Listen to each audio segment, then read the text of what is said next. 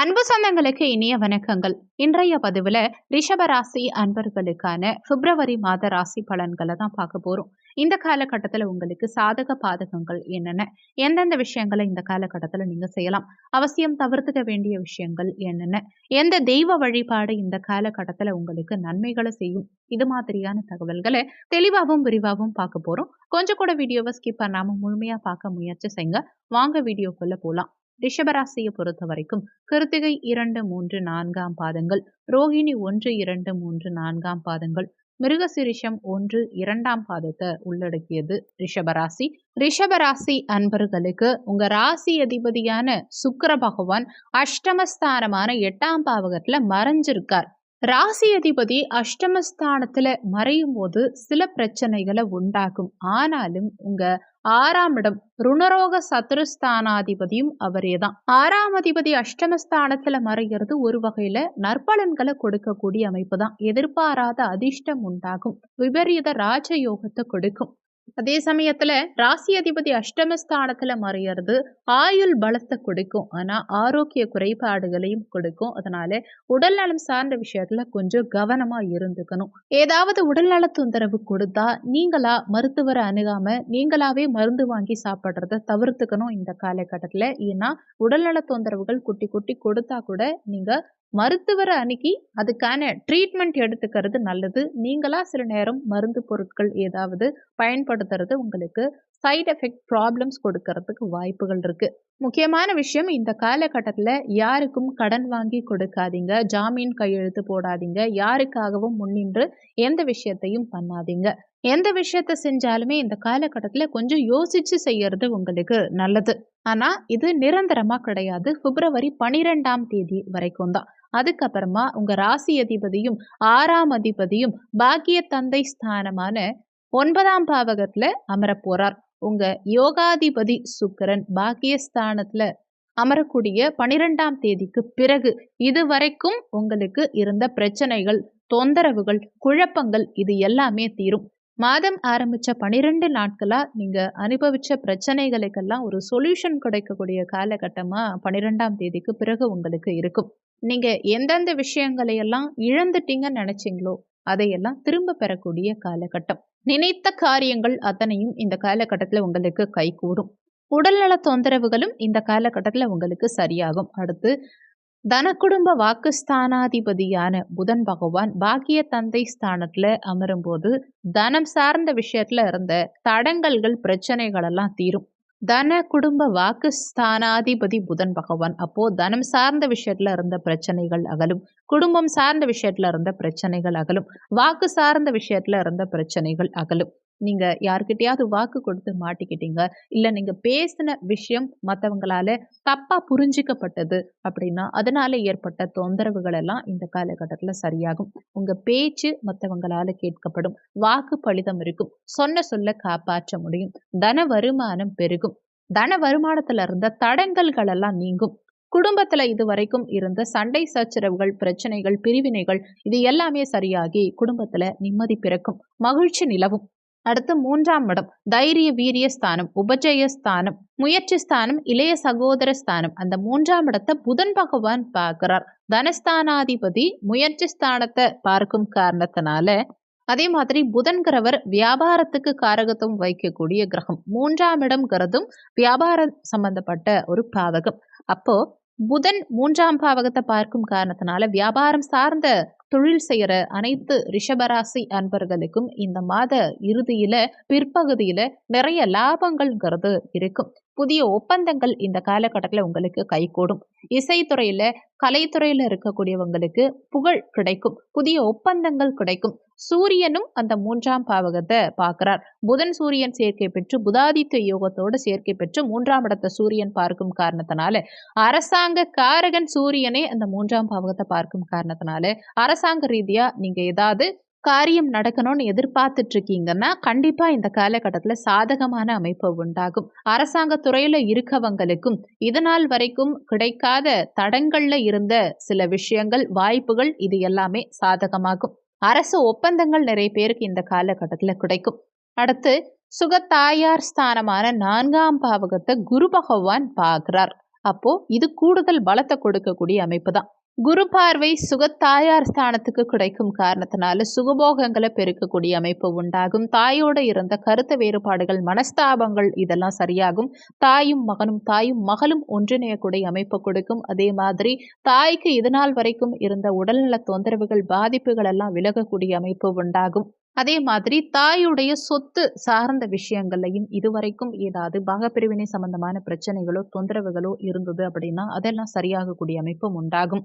சூரியனும் பிப்ரவரி 13ஆம் தேதிக்கு பிறகு கர்ம தொழில் ஸ்தானமான 10ஆம் பாவகத்துல அமர்ந்து தன்னுடைய 7ஆம் பார்வையா அந்த சுகஸ்தானத்தை பார்க்கிறார். அப்போ சுகபோகம் சார்ந்த விஷயங்கள்ல இதுவரைக்கும் இருந்த தடங்கல்கள் அகலும். சுகபோகங்களை பெருக்கிக்கக்கூடிய அமைப்பு கொடுக்கும். வீடு, வண்டி, வாகனம் இது மாதிரி அசையும் அசையா சொத்து சார்ந்த விஷயங்கள்ல சாதகமான அமைப்பு உண்டாகும். ஒரு இடம் வாங்கணும், ஒரு வீடு கட்டணும், ஒரு மனை வாங்கணும், ஒரு வண்டி வாகனம் வாங்கணும் அப்படின்னு நினைச்சிட்டு இருக்கீங்கன்னா இந்த காலகட்டம் உங்களுக்கு சாதகமான காலகட்டம். அதாவது மாத பிற்பகுதியில சூரியன் சுகஸ்தானத்தை பார்க்கும் காரணத்தினால சிம்மமனை பலப்படுது. குரு பகவானும் அங்க பார்க்கிறார். அரசு சார்ந்த விஷயங்கள் உங்களுக்கு சாதகமாகும். அரசு உத்தியோகம் பார்க்குறவங்களுக்கும் இடமாற்றம் கிடைச்சாலும் அதுக்கு போகலாமா வேண்டாமா அப்படின்னு நீங்க இவ்வளோ நாளா மனக்குழப்பத்தோட இருந்தீங்க, முடிவெடுக்க முடியாம தடுமாற்றத்தோட இருந்தீங்க அப்படின்னா அதுல ஒரு தெளிவு பிறக்கும். உங்க எண்ணத்துல ஒரு தெளிவு பிறக்கும். அதே மாதிரி பதவி உயர்வுக்கு எதிர்பார்த்துட்டு இருக்கக்கூடியவங்களுக்கும் இந்த காலகட்டத்துல பதவி உயர்வு நிச்சயம் கிடைக்கும். சூரியன் அரசாங்க காரகன் சூரியன் பலமானாலே உத்தியோகம் சார்ந்த விஷயங்களையும் அரசு சார்ந்த விஷயங்களையும் அனுகூலங்கள் உண்டாகும். அதனால இந்த மாதம் பிப்ரவரி 13ஆம் தேதிக்கு பிறகு நினைத்த மாதிரி ப்ரமோஷன், பதவி உயர்வு, சம்பள உயர்வு, நினைத்த வேலை கிடைக்கக்கூடிய அமைப்பு, நினைத்த இடமாற்றம் கிடைக்கக்கூடிய அமைப்பு இதெல்லாம் சாதகமாகும். ஒரு சிலர் அரசு வேலைக்கு எதிர்பார்த்து எக்ஸாம் எழுதிட்டு காத்துட்டு இருக்கீங்க அப்படின்னா இந்த காலகட்டத்தில் உங்களுக்கு சாதகமா பாசிட்டிவா ரிசல்ட் கிடைச்சி நீங்க அரசு உத்தியோகத்துக்கு செல்லக்கூடிய அமைப்பையும் உண்டாக்கும். அதே மாதிரி ஒரு சிலருக்கு நிலுவையில இருந்த அரசு சார்ந்த காரியங்கள் எல்லாம் சாதகமாகும் இந்த பிப்ரவரி 13ஆம் தேதிக்கு பிறகு. அடுத்து 5ஆம் இடம் பூர்வ புண்ணிய ஸ்தானம், பஞ்சமஸ்தானம், குழந்தை ஸ்தானம், காதல் ஸ்தானம். இந்த 5ஆம் இடத்து அதிபதியான அந்த புதன் பகவான் இந்த மாதத்துல பாக்கிய தந்தை ஸ்தானத்துல இருக்கிறது இன்னமும் பலத்தை உண்டாக்கக்கூடிய அமைப்பு தான். குழந்தைகளால நல்ல நிகழ்வுகள் வீட்டுல நடக்கும். குழந்தைகள் மூலமா நிறைய பேருக்கு சுப செய்திகள் கிடைக்கும். குழந்தைகள் கிட்ட இருந்து சில பேர் பிரிஞ்சிருக்கீங்கன்னா நீங்க ஒன்றிணையக்கூடிய அமைப்பு கொடுக்கும். புத்திரர்களால உங்களுக்கு நற்பெயர் கிடைக்கும். உங்க குழந்தைகளுக்கு புத்திசாலித்தனம் அதிகரிக்கும். குழந்தைகள் கல்வியில திறமையா செயல்படுவாங்க. பிதிர்பாக்கிய சொத்துக்கள் இந்த காலகட்டத்துல உங்களுக்கு வந்து சேரும். பெரியவங்க கிட்ட பக்தியோட விசுவாசத்தோட குழந்தைகள் இருப்பாங்க. சாஸ்திர ஞானம் இந்த காலகட்டத்துல நிறைய பேருக்கு கிடைக்கும். தெய்வ வழிபாடுகள் வீட்டுல செய்யக்கூடிய அமைப்பு கொடுக்கும். அதே மாதிரி நீதி, நியாயம், தர்மத்தை கடைபிடிக்கக்கூடிய அமைப்பையும் இந்த காலகட்டம் உங்களுக்கு கொடுக்கும். குழந்தைகளுக்கு நல்ல வேலை கிடைக்கும், நல்லா படிப்பாங்க, உங்க சொல் பேச்சை கேட்டு குழந்தைகள் நடப்பாங்க. முக்கியமான ஒரு விஷயம், கடன் சார்ந்த விஷயத்துல கொஞ்சம் கவனமா இருக்கணும். ஏன்னா 6ஆம் இடம் ருணரோக சத்ருஸ்தானாதிபதி அஷ்டமஸ்தானத்துல மறைஞ்சு உட்கார்ந்துருக்கார். அப்போ வேலையில சில தடங்கல்களை கொடுக்கும். அதே மாதிரி கடன் சார்ந்த விஷயத்துலயும் கொஞ்சம் கவனமா இருந்துக்கணும். தூக்கம் கெடும். சிலருக்கு நேரத்துக்கு சாப்பிட முடியாதபடி அலைச்சலை கொடுக்கும். அதனால முடிஞ்ச வரைக்கும் போதிய அளவுக்கு ஓய்வெடுத்துக்கிறது, அலைச்சலை குறைச்சிக்கிறதுக்கு பயணங்களை தவிர்த்துக்கிறது, போதிய அளவுக்கு சாப்பிடுறது, நேரத்துக்கு தூங்குறது, இந்த மாதிரி விஷயங்களையும் ஃபாலோ பண்ணிக்கோங்க. கூடவே எதிர்பாராத திடீர் அதிர்ஷ்டங்களும் கிடைக்கும். 6ஆம் அதிபதி அஷ்டமஸ்தானத்துல இருக்கும்போது எதிர்பாராத திடீர் அதிர்ஷ்டத்தையும் கொடுக்கும். ஆனா கூடவே கடனை வளர்க்கும்ங்கிறதையும் ஞாபகத்துல வச்சுக்கணும். கடன் வாங்கினீங்கன்னா கண்டிப்பா கடனை வளர்க்கத்தான் செய்யும். அதனால கடன் வாங்குறத தவிர்த்துக்கிறது உங்களுக்கு நல்லது. உடல் நலத்திலையும் கொஞ்சம் அக்கறை எடுத்துக்கணும். உணவு விஷயத்துல கட்டுப்பாடு தேவைப்படும். சிலருக்கு சுகர், பிரஷர் இதெல்லாம் ஏற்படுறதுக்கும் வாய்ப்புகள் உண்டு. அஜீரண கோளாறுகளும் சிலருக்கு ஏற்படுறதுக்கு வாய்ப்புகள் உண்டு. அதனால உணவு விஷயத்துல கவனம், கட்டுப்பாடு தேவைப்படும். இந்த மாதிரியான தொந்தரவுகள் எல்லாம் பிப்ரவரி 13ஆம் தேதி வரைக்கும் அதிகம் இருக்கும். அதுக்கப்புறமா பிப்ரவரி 13க்கு பிறகு எந்தவித பாதிப்பையும் பெரிய அளவில் ஏற்படுத்தாது, பயப்பட வேண்டாம். அடுத்து கலத்தர காரகனான சுக்கிர பகவான் அஷ்டமஸ்தானத்துல மறைஞ்சு உட்கார்ந்திருக்கார். அதே மாதிரி பெண்களுக்கு கலத்தர காரகனான செவ்வாய் பகவானும் அதே அஷ்டமஸ்தானத்துல மறைஞ்சு உட்கார்ந்திருக்கார். சுக்கிரனும் செவ்வாயும் அஷ்டமஸ்தானத்துல இணைவு பெற்று இருக்கிறதுனால திருமணம் சார்ந்த விஷயத்துல கொஞ்சம் தடங்கல்களை உண்டாக்கும், தாமதத்தை உண்டாக்கும்.